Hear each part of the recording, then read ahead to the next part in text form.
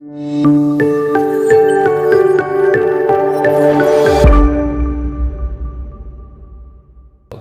sudah lihat sekalian saya promosikan ya, Instagramnya Laboratorium Masjid Sunan Kalijaga. Temanya hari ini etika teleologi dan maqasidus syariah ya. Berat ini judulnya ini ya. Tapi insya Allah kalau kita membahas bersama-sama, dan saya akan mencoba menjelaskannya sesederhana mungkin ya, supaya mudah dimengerti, dan tentu nanti harapan saya ada sedikit pencerahan lah ya atas kajian yang diberikan ini kepada kita. Kalau kalian mungkin biasa mendengar istilah teologi ya, itu berbeda dengan teleologi ya. Karena kalau teologi itu theos artinya Tuhan, logi itu logos artinya ilmu ya, ilmu yang bicara tentang konsep ketuhanan. Kalau dalam bahasa agama, dalam Islam itu masuk dalam usuluddin ya, atau masuk dalam kajian ilmu tauhid. Cuma bahasa umum yang sering kita dengar selain tauhid atau usuluddin itu adalah teologi. Dan biasanya di agama-agama Kristen, Katolik itu kata yang tidak asing ya. Tetapi kalau teleologi itu artinya tentu berbeda. Teleologi dari asal kata telos dan logos. Telos itu bahasa Yunani artinya tujuan ya. Logos itu ilmu atau bisa juga diartikan teori. Jadi teori tentang tujuan ya, kalau secara etimologi ya. Tetapi dalam sistem etika memang ada dua jenis kajian dasar dalam etika, yaitu etika teleologi dan etika deontologi. Nanti yang belum pernah mengenal nih deontologi apalagi nih gitu kan. Tapi kita nanti membahasnya di pertemuan yang akan datang insya Allah. Sekarang kita bicara tentang etika teleologi. Baik, pengertian secara bahasa tadi tentu membuat kita akan menjadi paham bahwa teleologi ini memang menjadi sebuah kajian dalam etika, di mana tujuan orang melakukan sebuah tindakan itu menjadi persoalan etis ya, menjadi persoalan etis bagi seseorang untuk melakukan sebuah tindakan baik atau buruk berdasarkan tujuan. Nah, ini kata kuncinya tujuan. Kita lihat misalnya bahwa suatu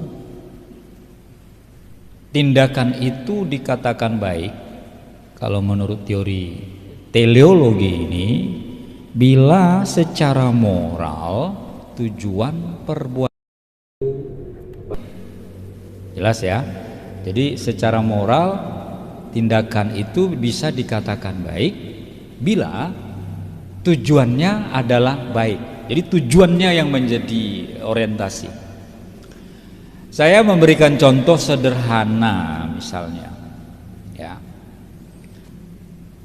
Ada orang tiba-tiba masuk ke kos Anda, bukan ke dalam kamar, ke dalam pagar kos Anda, dan dia dikejar-kejar orang.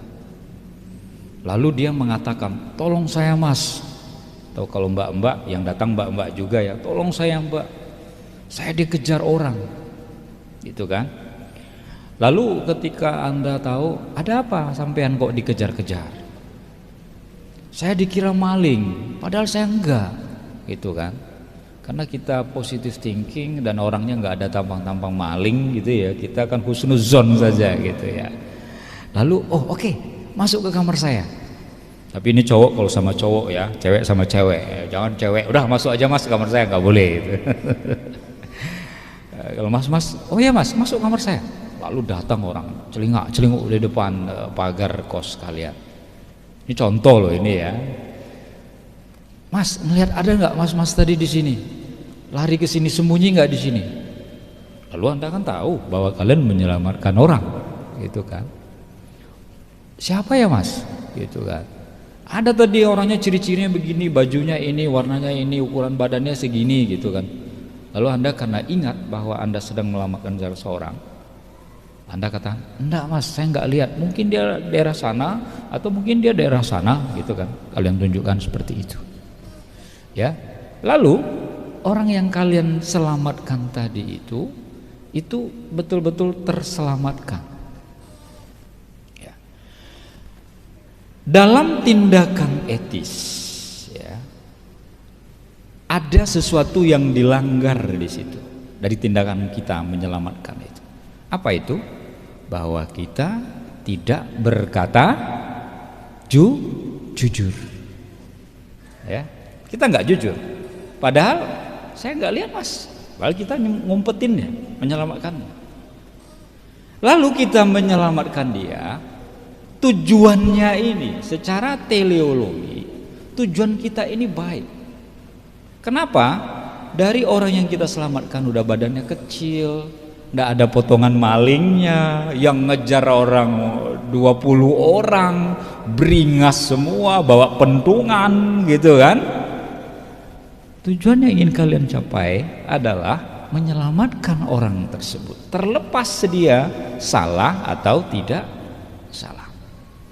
Jadi kalau dalam teori teleologi, tindakan kalian ngumpetin ya, menyelamatkan orang tadi agar tidak dipukuli oleh orang lain, terlepas kalian tidak tahu atau tahu tujuannya itu, maka secara teleologis itu tujuan yang akan kalian lakukan untuk menyelamatkan itu secara etis dibolehkan. Tujuannya itu menyelamatkan, walaupun kita sudah berbohong, dan itu dibenarkan dalam etika teleologi. Jadi sebenarnya kalau kita bicara tentang filsafat itu, kita sebenarnya hanya menyebutkan biasa sih yang kita lakukan seperti itu, cuma kita memberikan teori atas tindakan kalau kita mengalami hal yang seperti itu. Contoh sederhana lagi, kita sih nggak berharap ibu Anda di rumah atau bapak itu jantungan. Nauzubillah min zalik ya, tapi ini contoh. Lalu kalian pulang. Berarti ini habis semesteran pulang kan? Pulanglah, ketemu orang tua, ketemu samuan juga biasanya kan, kalau ada di kampung halaman sana tuh ya, yang mau dirindukan itu. Lalu ketika ketemu sama orang tua, kalian sadar bahwa kuliah kalian itu kelihatannya nggak bisa 4 tahun selesai gitu kan, kelihatannya 5 tahun lah, itu pun kelihatannya, hilalnya masih belum kelihatan gitu kan. Lalu biasa kan orang tua kan, karena kalian sudah 3,5 tahun, hampir 4 tahun, nah, ini semester 8 misalnya, kemarin 7 ya, sekarang 7, pulang, tanya sama ibu yang mohon maaf jantung tadi. Ini contoh, lagi-lagi contoh, kita nggak berharap begitu. Nak, gimana kuliahmu?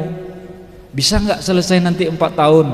Bisa gitu kan, insya Allah bisa gitu kan, tenang aja bu gitu kan, bisa kok, dengan pede. Kenapa?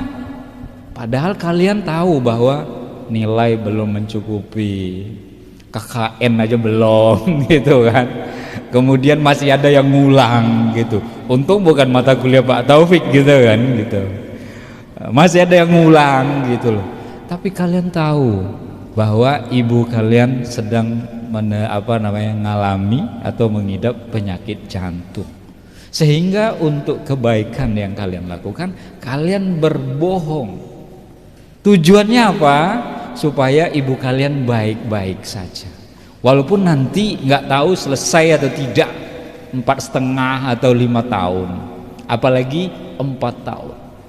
Jadi tindakan yang kalian lakukan, nah ini mohon maaf di luar agama loh, ini teleologi ya, itu dibenarkan secara etis kalau kalian seperti itu. Kenapa? Karena kalian berpikir kalau saya nanti terus terang, nggak bisa bu, paling 6 tahun langsung lemes ibu kalian kan, semaput, kalian nanti akan menyesal seumur hidup kalian gitu. Nah jadi sebenarnya tindakan-tindakan seperti itu sering kita alami dan kita lakukan ya. Nah pertanyaannya adalah ya, kan tentu muncul masalah di sini itu kan, kalau kita melakukan tindakan seperti itu tujuannya baik tapi caranya tidak baik seperti itu, baik bagi siapa kan gitu kan? Tujuannya baik bagi siapa kan, itu pertanyaannya kan. Wong kita berbohong kok ya, memang baik secara etis, tetapi dalam tindakan agama kita tentu tidak baik. Siapa yang mengatakan berbohong itu baik gitu loh. Makanya kulil haq walau kana murra, katakan itu benar sekalipun itu pahit itu loh. Nah persoalannya yang kita lupakan, yang kita abaikan itu adalah caranya sebenarnya. Jadi kalau kita ingin berkata pada ibu kita, beri introduction yang baik, beri pengantar yang baik, beri pengertian yang baik. Jangan kita ketika ditanya jawaban kita itu pedas, jangan jawaban kita terlalu singkat, kemudian jawaban kita itu mengagetkan. Nah ini kan cara-cara itu kan penting ya. Tujuan baik menyampaikan apa adanya, tetapi kita secara moral dan secara agama dituntut untuk melakukan sesuatu itu dengan yang sebenar-benarnya. Maka ada 3 hal yang perlu dipahami dalam agama itu. Apa itu? Kalau kita melakukan sesuatu, yang pertama tujuan baik, oke. Secara teleologi itu oke, teleologinya tujuannya baik. Yang kedua, jangan lupa niatnya harus baik. 2 gini ya, kok langsung 3 saya ya. Yang kedua niatnya, ketika kita melakukan yang sebuah tindakan itu niat kita harus baik. Lalu yang ketiga, caranya adalah baik. Niat, cara, dan tujuan itu 3 serangkai. Maka kalau kita ingin melakukan sesuatu, tujuan baik harus dilakukan dengan cara yang baik, niat yang baik. Kalian nyuruh adik kalian sholat itu kan baik kan? Ayo dek sholat. Tapi ketika kalian mengatakan, awas kalau ndak sholat tak antemi gitu kan, ayo dek sholat, awas kalau nggak sholat tak pukul gitu kan, boleh nggak? Enggak, karena caranya tidak baik.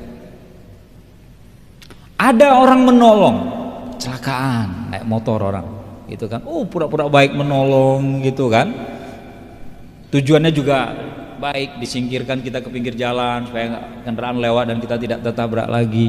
Tapi ada yang satu yang dilakukan oleh orang, nah ini orang jahat, niatnya tidak baik.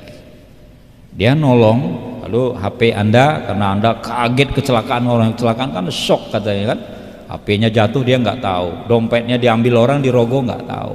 Ternyata orang yang caranya baik tadi itu, tujuannya baik menolong tadi itu, ternyata niatnya tidak baik. Begitu kita sampai di rumah sakit, HP baru sadar, mana HP? Hilang ya. Dompet juga dicari, minta KTP-nya Pak, ini untuk mendata rumah sakit Bapak, alamat mana, orang mana. Lihat dompet, tidak ada dompet, hilang semua. Jadi nolong tapi kena pentung. Nah, ini sering terjadi seperti ini karena niat yang tidak baik. Nah maka di dalam teleologi ini, tujuan yang baik itu menjadi baik ketika memang itu yang menjadi orientasi sebuah perbuatan dan dinilai sesuatu yang etis. Bentuk teleologi itu digolongkan menjadi 2 aliran. Yang pertama egoisme ya, yang kedua utilitarianisme ya. Egoisme ini menilai suatu tindakan itu baik sebab baik buat dirinya sendiri. Makanya orang egois itu, dia melakukan sesuatu dianggapnya baik, ya kan baik buat saya. Saya makan, bawa makanan ke kampus, lalu ada orang lain tidak saya tawarin, saya makan sendiri. Ini kan punya saya makan aja sendiri, masa bodoh sama orang lain nggak saya basa-basiin gitu kan. Kemudian dan orang itu dibenarkan meraih kebahagiaan bagi dirinya sendiri.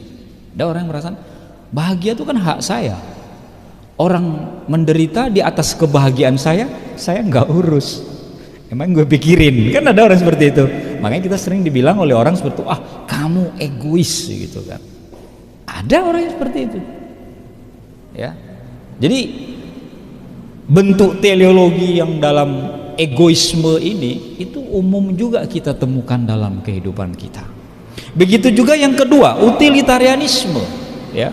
Tokohnya ada John Stuart Mill, kemudian ada Jeremy Bentham, menilai bahwa baik buruknya sebuah tindakan berdasarkan akibat dan manfaatnya. Jadi kalau sebuah tindakan itu bermanfaat bagi dirinya, kemudian bagi kelompoknya, ya itu baik.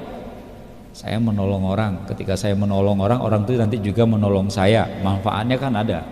Dia harus membalas kebaikan saya, sehingga apa yang saya lakukan hari ini bermanfaat, karena orang juga nanti suatu saat akan melakukan yang sama terhadap saya. Padahal kalau di dalam agama kan tidak seperti itu. Kita kalau melakukan kebaikan kepada orang lain, apakah kita harus meminta balasan atas kebaikan kita? Kan tidak kan. Kamu saya pinjamkan hari ini uang 100.000, tapi besok gantian ya kamu yang minjamkan saya kalau lagi nggak punya uang, gitu kan. Nggak boleh itu dalam agama ya. Atau hari ini saya menolong kamu, tapi besok kalau saya minta tolong jangan susah loh dimintain tolong. Itu namanya kalau kita berharap seperti itu sama dengan pamrih.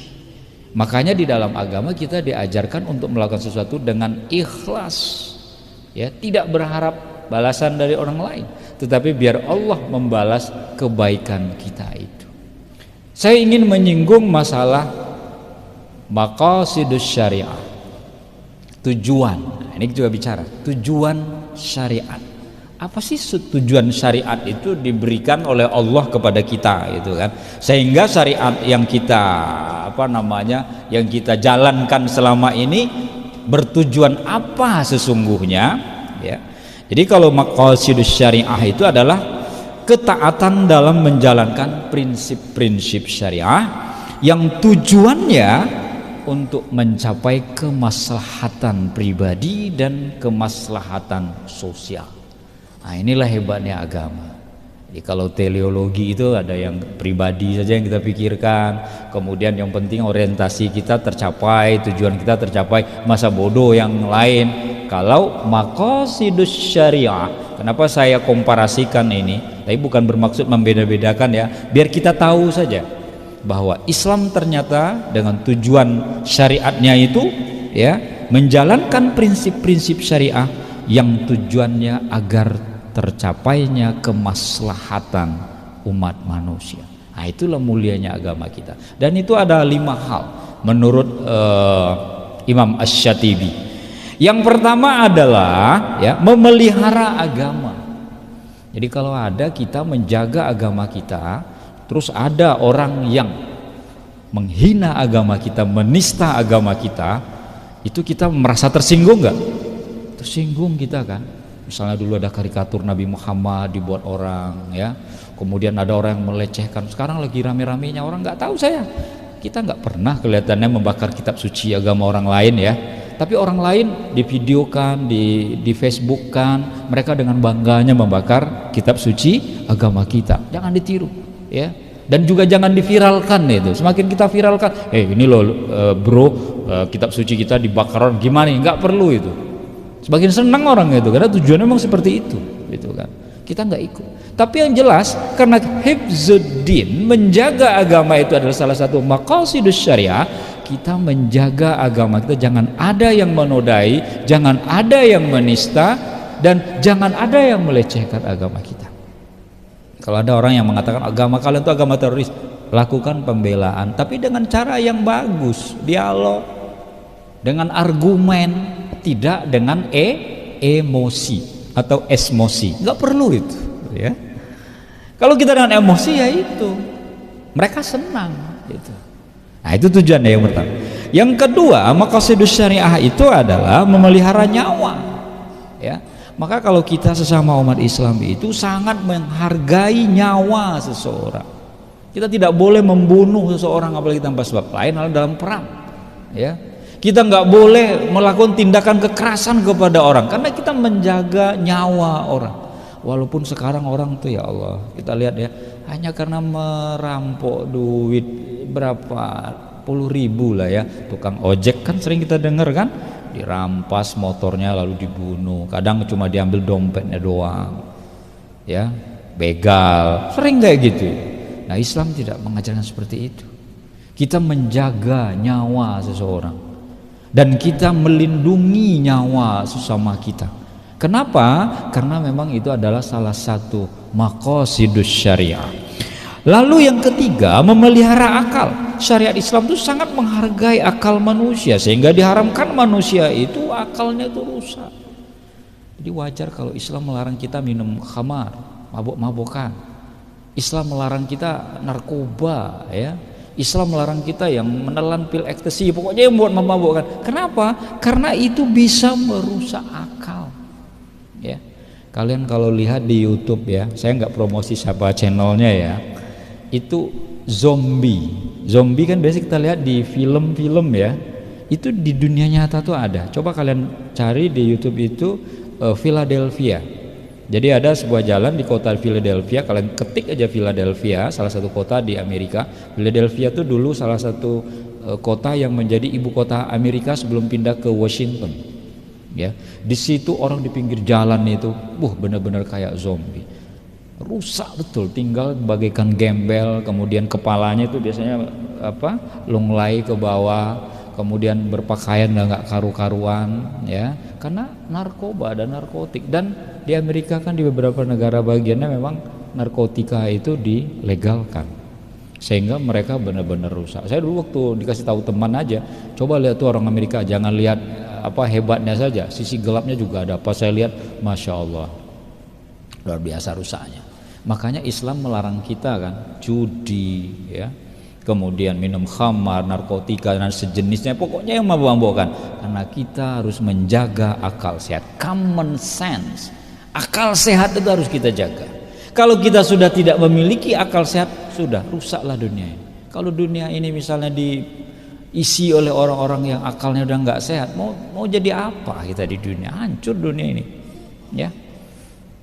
Dan orang biasanya rusak oleh hal-hal itu. Semakin dilarang semakin suka. Ya, firman Allah dalam Al-Quran, yas'alunaka 'anil khamri wal maisir qul fihima itsmun kabir. Jadi ketika ditanya engkau Muhammad tentang khamar, judi, katakan itu keduanya adalah dosa besar. Bukan hanya persoalan dosa besar, di dalamnya itu tidak ada kemanfaatan di dalamnya, ya. Bahkan disebutkan dalam ayat itu, wa itsmuhuma akbaru min naf'ihima, dosanya lebih besar dari manfaatnya. Ada sih manfaat narkotik itu kan biasanya obat untuk menghilangkan rasa sakit, di dunia medis dipakai, tapi orang malah untuk yaitu tadi merusak dirinya. Lalu yang keempat, memelihara nasab, menjaga keturunan kita. Dan menjaga keturunan Islam, menjaga keturunan itu lewat pernikahan, jangan lewat zina, ya. Dimana pelakunya ya diancam ya dalam hukum Islam itu dengan rajam kan. Tapi orang banyak saja melakukan. Kita punya nafsu. Nafsu itu bukan untuk dihilangkan, tetapi nafsu itu untuk dikendalikan, nafsu syahwat itu. Jangan Anda, wah saya nggak ingin punya nafsu. Jangan. Itu naluri dan itu umum dan itu wajar kita miliki. Cuma kita mengendalikannya dengan cara yang benar. Saya ingin berhubungan intim dengan lawan pasangan saya. Caranya bagaimana? Nikah. Boleh dan penyalurannya benar. Bahkan dengan menikah itu ibadah. Gitu. Karena saya bicara pada orang-orang yang belum menikah kan ini kan. Nikah itu ibadah itu. An-nikahu sunnati, famar raghiba an sunnati, kata Rasulullah, falaisa minni. Nikah itu sunnahnya Nabi, dan itu caranya biar orang tidak berhubungan seks bebas. Ini yang harus kita pahami dalam ajaran agama. Kenapa kita harus memelihara nasab. Lalu yang terakhir memelihara harta. Tidak dilarang kita itu kaya. Tidak ada ayat yang menyuruh kita itu miskin, itu tidak ada. Kita harus kaya bahkan. Ya. Kadal fakru ayyakunal kufr. Ya. Kemiskinan, kefakiran itu mendekatkan kepada kekufuran. Nyatanya banyak orang yang pindah agama, yang murtad hanya karena kemiskinan. Itu fakta itu. Makanya kalau kita tuh kaya itu lebih baik. Emang bisa kalau kita orang Indonesia naik haji jalan kaki, berapa tahun kita nyampe sana gitu kan? Butuh duit pakai pesawat kita ke sana, butuh visa kita, butuh paspor kita ke sana gitu kan, dan biaya-biaya yang lain itu. Karena itu syariat Islam sangat menghargai harta milik seseorang, sehingga Islam mengancam siapa saja yang mencuri, ya, bahkan pencuri itu wasariqu wasariqatu faqta'u aydiyahuma jaza bima kasaba nakalam minallahi wallahu azizun hakim. Itu jelas itu, laki-laki yang mencuri dan perempuan yang mencuri, potonglah tangan keduanya sebagai pembalasan bagi yang mereka kerjakan dan sebagai siksaan dari Allah, dan Allah Maha Perkasa lagi Maha Bijaksana. Makanya kalau kita misalnya memiliki harta, jaga harta kita itu dan gunakan harta itu untuk kebaikan. Jaga harta itu sumbernya dari mana, dan jaga harta itu dibelanjakan untuk apa, gitu ya. Nah, itu yang bisa saya sampaikan secara singkat saja terkait dengan etika teleologi dan maqasid syariah. Secara garis besar semoga bisa memberikan wawasan tambahan buat kalian semua.